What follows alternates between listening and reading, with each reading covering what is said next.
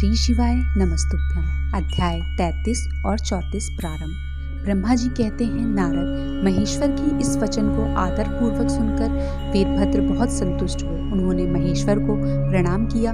तत्पश्चात उन देवाधिदेव शूलिनी की उपयुक्त आज्ञा को शिरोधार्य करके वीरभद्र वहां से शीघ्र ही दक्ष के यज्ञ मंडप की ओर चले।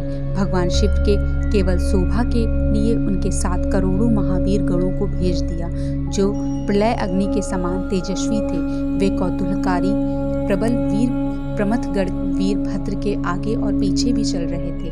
काल के भी काल भगवान रुद्र के वीरभद्र सहित जो लाखों पार्षद गण थे, उन सबका स्वरूप रुद्र के ही समान था। उन गणों के साथ महात्मा वीरभद्र भगवान शिव के समान ही वेशभूषा धारण किए रथ पर बैठकर यात्रा कर रहे थे।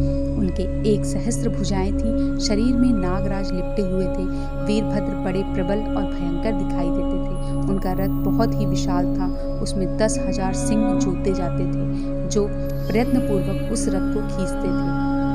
उसी प्रकार बहुत से प्रबल सिंह, शार्दूल, मगर, मत्स्य और सहस्त्रों हाथी उस रथ के पार्श्व भाग की रक्षा करते थे। काली, कात्यायनी, ईशानी, चामुंडा, मुंडमर्दिनी, भद्रकाली, भद्रा, त्वरिता तथा वैष्णवी, इन 9 दुर्गाओं के साथ तथा समस्त भूतगणों के साथ महाकाली दक्ष का विनाश करने के लिए चली। डाकिनी, शाकिनी, भूत, प्रमथ, गृहा, कुष्मांड, परपट, चटक, ब्रह्म राक्षस, भैरव तथा क्षेत्रपाल आदि ये सभी वीर भगवान शिव की आज्ञा का पालन एवं दक्ष के यज्ञ का विनाश करने के लिए तुरंत चल दिए।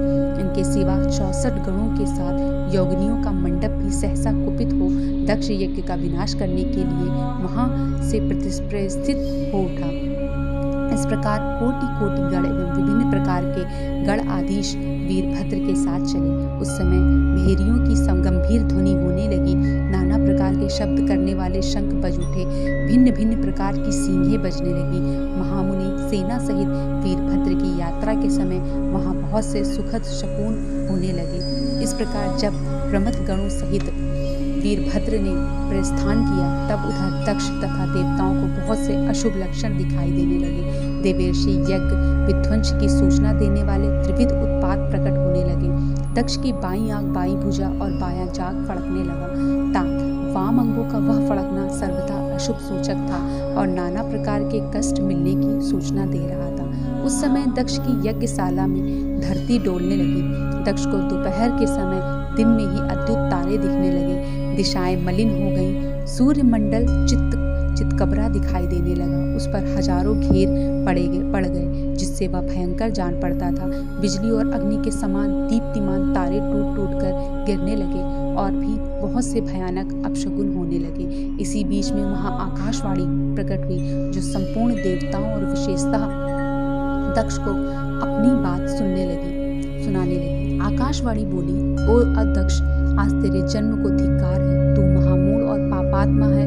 भगवान हर की ओर से आज तुझे महान दुख प्राप्त होगा, जो किसी तरह टल नहीं सकता। अब यहाँ तेरा हाहाकार भी नहीं सुनाई देगा। जो मूढ़ देवता आदि तेरे यज्ञ में स्थित हैं, उनको भी महान दुख होगा, इसमें संशय नहीं है। ब्रह्मा जी कहते हैं, मुनि, आकाशवाणी की यह बात सुनकर और पूर्वोक्त अशुभ सूचक लक्षणों को देखकर दक्ष तथा दूसरे देवता आदि को भी अत्यंत भय प्राप्त हुआ। उस समय दक्ष मन ही मन अत्यंत व्याकुल हो कांपने लगे और अपने प्रभु लक्ष्मीपति भगवान विष्णु की शरण में गए। वे भय से अधीर हो बेसुध हो रहे थे। उन्होंने स्वजन वत्सल देवादिदेव भगवान विष्णु को प्रणाम किया और उनकी स्तुति करके कहा। अध्याय 33 से 34 समाप्त। श्री शिवाय नमस्तुभ्यम।